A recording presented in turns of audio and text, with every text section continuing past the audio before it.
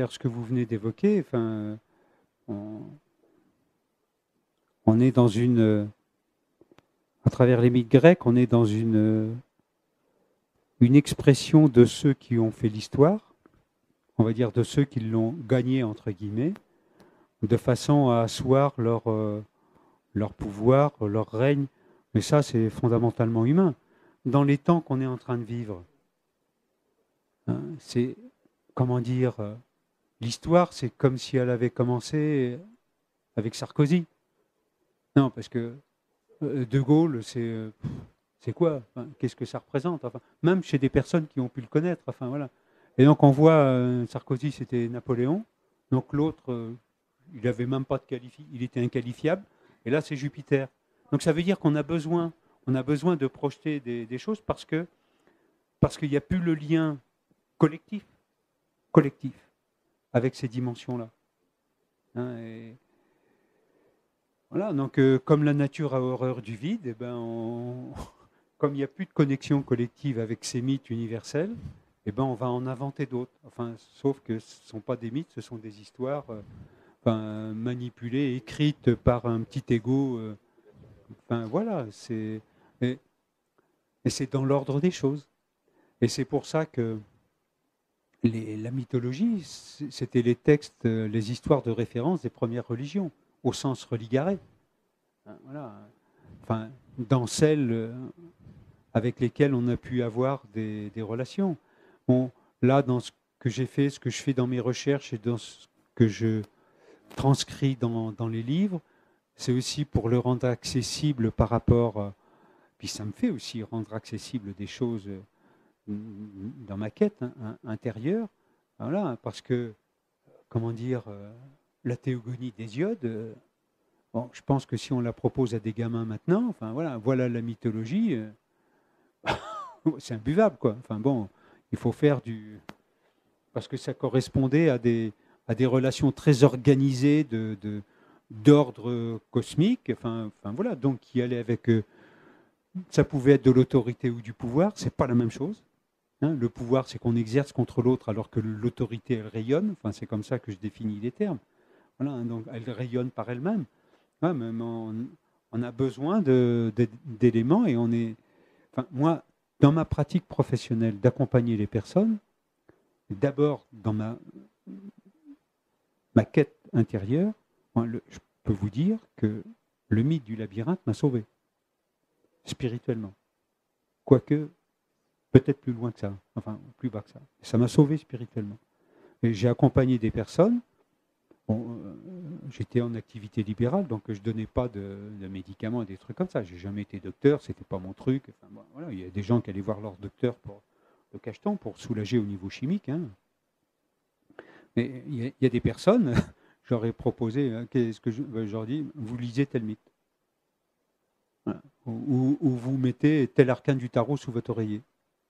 Voilà. De façon à ce que la personne fasse un mouvement, se mette en mouvement, vers des informations qui sont contenues dans une histoire ou dans une figure, ça pouvait être un symbole, de façon à ce que ça travaille, entre guillemets, au niveau de l'âme.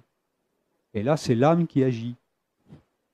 Hein, et donc, enfin, pour moi, en tant qu'accompagnant, j'ai toujours évité le piège et j'ai été très bien formé pour ça. Et j'en remercie la personne qui m'a formé et initié. C'est-à-dire éviter de croire que je suis le guérisseur ou que je sais tout chez l'autre, quoi. Parce que déjà, on ne sait pas tout chez nous. Alors, si en plus, on va projeter sur l'autre qu'il en connaît plus que soi, ça, c'est une histoire de pouvoir. Donc, mais par contre, de transmettre des éléments d'information pour que la personne, si ou quand elle est connectée avec son âme, quelle que soit la qualité de sa connexion, ben voilà, de façon à ce que son âme puisse puiser de l'information et puis refaire du jeu de mouvement pour, même si ça frotte et ça déséquilibre au passage, pour remettre un système d'harmonie. Et les mythes sont très puissants pour ça. Donc il y a à la fois ce que je disais en préambule, une notion, ça raconte une histoire, mais pas comme elle est racontée. L'histoire, c'est sûrement pas déroulée comme elle est racontée. Voilà, donc il y a cette dimension-là. Voilà, enfin, on peut l'interpréter autrement que ce qu'elle est racontée pour avoir vraiment la trame. Voilà. Et par contre, elle est un gisement très intéressant en termes d'harmonisation, je parle pas de guérison, mais, parce que c'est un terme, faire attention avec ça. Enfin, moi, je fais attention avec ça, mais en tout cas d'harmonisation de l'âme, parce que l'âme, elle sait là où elle doit aller. C'est le phénomène de synchronicité. Et alors ça, je peux vous dire que, en tant que témoin de la chose, que ce soit personnel ou professionnellement, je l'ai vérifié. Ça, la personne n'avait rien compris. Hein. Ce que j'ai lu, j'ai rien compris. C'est pas grave. Laissez. Et puis au bout d'un moment, tiens, piou. L'entretien suivant, ou quelques fois après, il y avait quelque chose. Je dis, mais je vous rappelle que, pour permettre à la personne de prendre conscience du chemin intérieur qui avait été parcouru. Alors c'est là où ça fait Eureka, bingo, enfin voilà, ou l'expression qu'on veut. Et alors là, ça grandit. Et c'est pas moi qui l'ai fait, c'est la personne qui l'a fait. Et ça, c'est le cadeau le plus précieux qu'on peut faire. Et quelque part, de se nourrir de mythes ou d'autres choses. Je me méfie des films, parce que la plupart des films sont américains. J'ai rien contre les Américains, mais il y a quand même une approche qui est, quand on voit comment ils ont traité les Amérindiens chez eux, et leur mythologie, donc je me méfie. Pourtant, ils sont bien, hein, mais, à ce regard-là, c'est important d'être vigilant. Les livres, c'est autre chose, parce que on fonctionne sur un autre rapport que l'image. Et donc, avec les livres, il y a l'imaginaire qui se met en route. Donc, il y a une construction intérieure qui s'ajuste. Et on a vu un film, ok, on sort du film, c'était un beau film. Ouais, t'as vu, machin, bon, 1 heure après, c'est bon. On boit le café, puis on passe à autre chose. Avec le bouquin, on peut y revenir, et puis boum, 1 semaine après, ça peut, tiens, paf, il y a ça, où on entend une expression qui est en relation avec quelque chose qu'on a lu. Enfin, on fait notre recomposition.